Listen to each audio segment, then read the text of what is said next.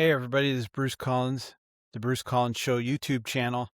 Here's my cup of coffee. It's Peet's Coffee, dark roast. I can't remember the name of it. Okay, so I decided to do a new segment that I'm going to add every week to the Bruce Collins Show, unless there's not anything pertinent to talk about. But it's called Show Notes. And I want to talk about the behind the scenes show stuff. Nothing really too serious. Maybe someday. Or if I make up something, maybe I can get something scandalous going. Just kidding. But a couple things. I've had a couple of no shows. Fortunately, I was booking about 2 guests a week and one opening segment with Chad Miles and Christopher Cartwright. So I'm way ahead on guests, which was very smart because actually a lot of the guests are not showing up. They're no showing. I had Michael Sweet from Stryper no showed twice. Robert Bork Jr., who is the son of the pretty famous judge who tried to become a Supreme Court judge, Robert Bork Sr., his son, Robert Bork Sr., passed away. His son was going to be on the show, and through certain circumstances, he wasn't able to. I'm trying to reschedule him. And then my friend Brett Wagner, the actor, he was going to do an episode, and he does a lot of conventions where he does autograph shows, and his plane was late. And so he didn't make it in. I told him, don't worry about it. You know, someday down the line, we'll take care of that. That's hot. I just brewed it. It's about 12:20 in the afternoon on Monday, March the 30th.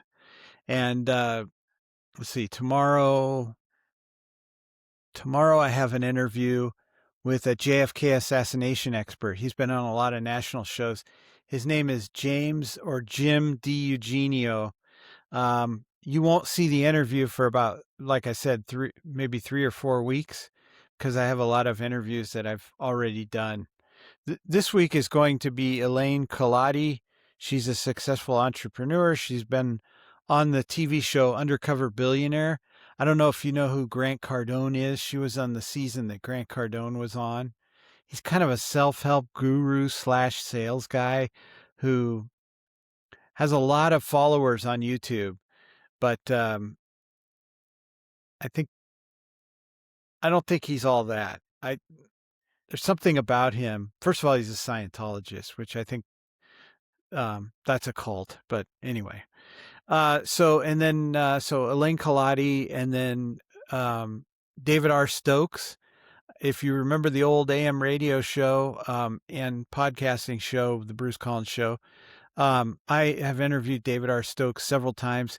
His interests are historical fiction, so he'll take a real story in history, and I think it's been exclusively American history, and he will write a fictional tale like what if this happened or what if that happened. And so he's got a book about Winston Churchill's funeral that I think is interesting, and he's a great speaker. And then Charles Goyette hosted Ron Paul's America. He was the co-host with Ron Paul of Ron Paul's America, which was a nationally syndicated radio show for a while. And it's very interesting because I will go out and I will find guests that I want to bring on, and then I also have people pitching me guests. And they pitched me guests 10 years ago when I was on AM radio.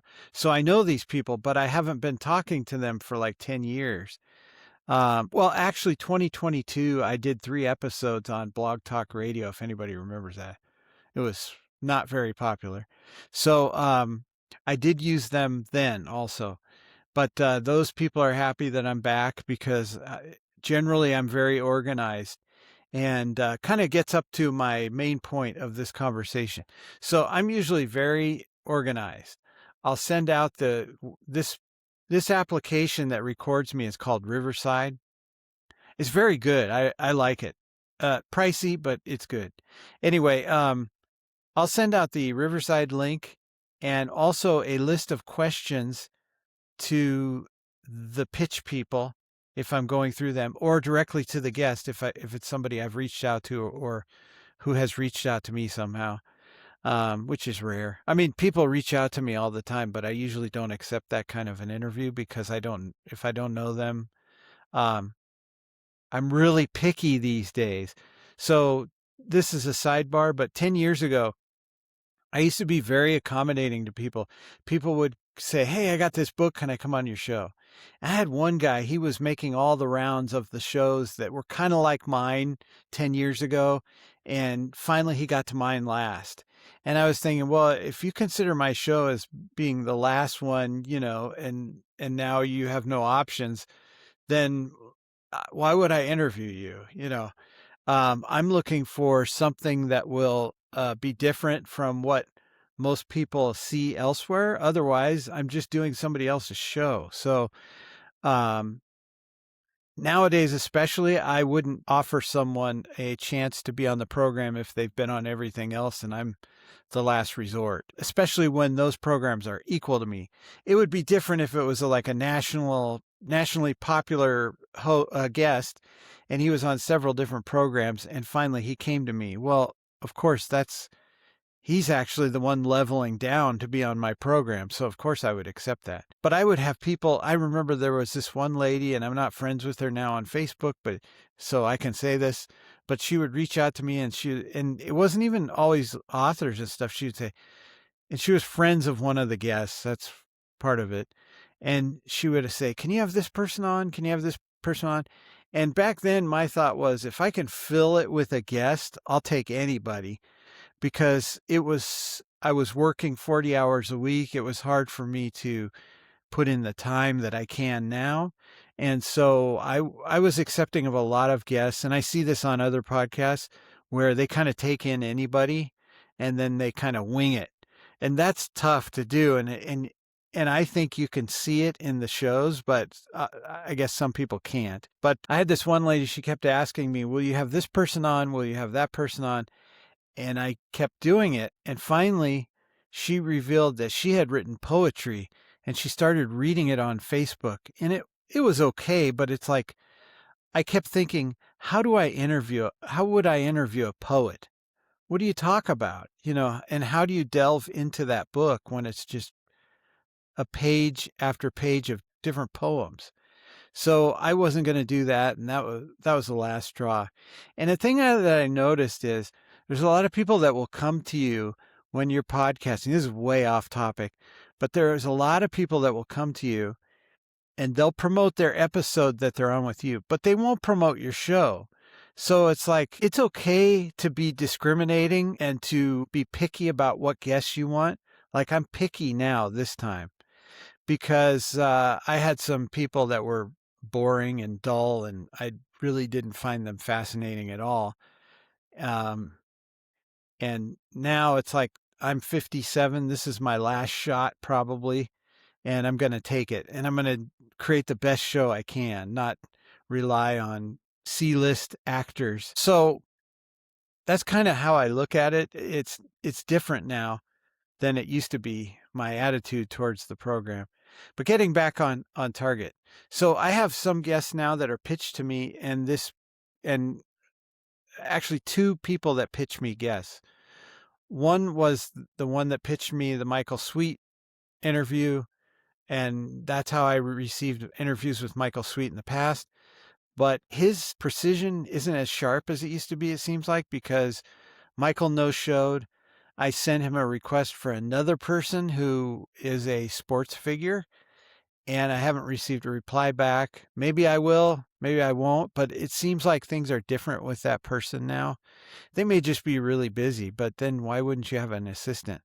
And then I work with another company that will pitch me names, and they've done it for probably, I want to say 16 years, maybe, a long time. They have really good guests.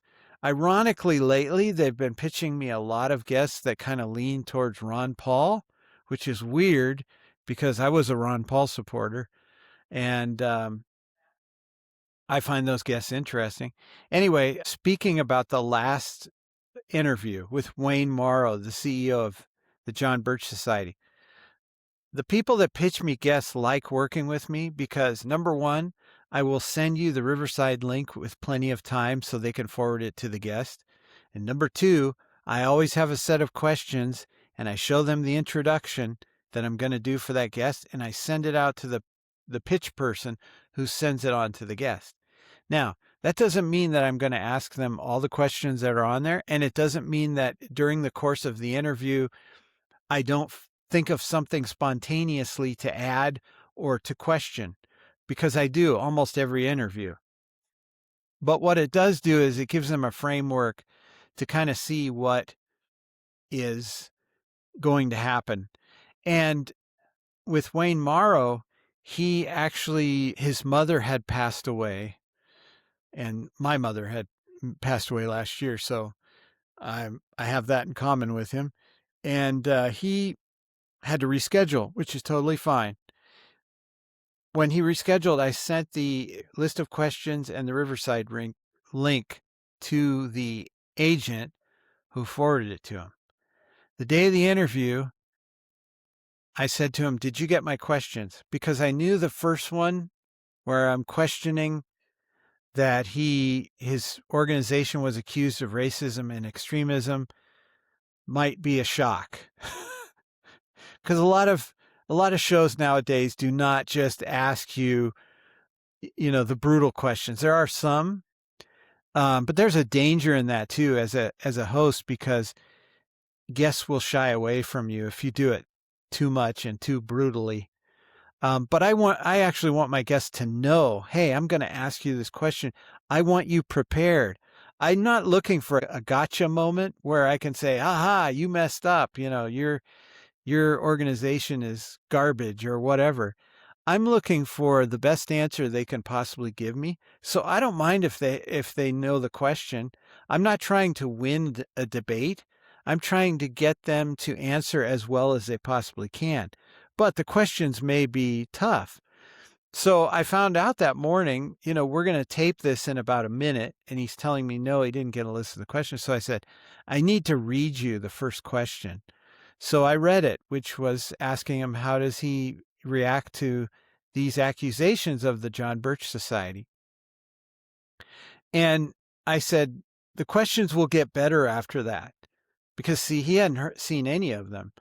So I'm sure he's thinking, what am I getting myself into? And I said, the questions will get better after that. But I feel like your organization needs to answer this because this has hung over your organization's head for a long time. And I sensed that he didn't really want it part of the discussion because he was saying, time has passed so long between when we were slandered as an organization to now that most people don't even remember that, so basically why bring it up? And even Chad Miles, my co-host, made that point when I was telling him that I was going to ask that question. Chad said, I bet most people don't even remember that. I think that's true, but I also think that's a certain age.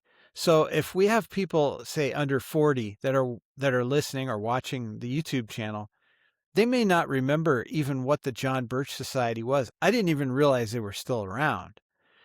So they may not know. But people my age, a lot of us know that history behind that organization. So there's a lot of people that still understand that. Just because they've been out of the limelight. And as a point of fact, I asked a group on Reddit, what do you think about this organization? Are you aware of them, the John Birch Society? Do you think they're a patriot organization or do you think they're an extremist organization? I didn't get a lot of replies, but one of the replies was extremist. So some people still think that way. So for me, I ask questions so that people have a chance to clear the deck, to clear the record, to give us an explanation about what the stigma was around their organization in the past. And that's the kind of questions I like because it does feel like you're pushing back against the guest. But really, if you're a fair host, you're not doing it to try to make them look bad. You're doing it to gain understanding. And in that case, I was also doing it to give him a clean slate. And I'm not a John Birch Society member. I don't think that I would join at this point, but I also don't have anything against it. I don't think they're bad people at all. I think they are very patriotic. I was going to mention to him, but I felt like the first question was strong enough that I shouldn't go for the jugular in the interview. But he mentions being endorsed by Steve Bannon and Alex Jones in the interview. And I really wanted to tell him in a polite way, I don't think those are the kind of people that you should be promoting as endorsing your organization. Your organization should stand on its own, not be supported by people who admittedly have questions surrounding them. Steve Bannon, there's video that showed up of him interviewing Jeffrey Epstein, and the explanation is that it was a PR campaign. So, I mean, that doesn't look good if you're saying my organization is endorsed by Steve Bannon. And we all know about Alex Jones, right? We all know the legal issues. So I just think that if they want a clean slate, don't let people endorse you that have skeletons in their closet. Just say, this is who we are. This is what we represent. If you'd like to join our community, here's our information, and go to our website. We explain what we stand for and all of that. I think that's fine. And I think word would spread to the right people. And obviously he wants the word to spread because he came to me through a pitch.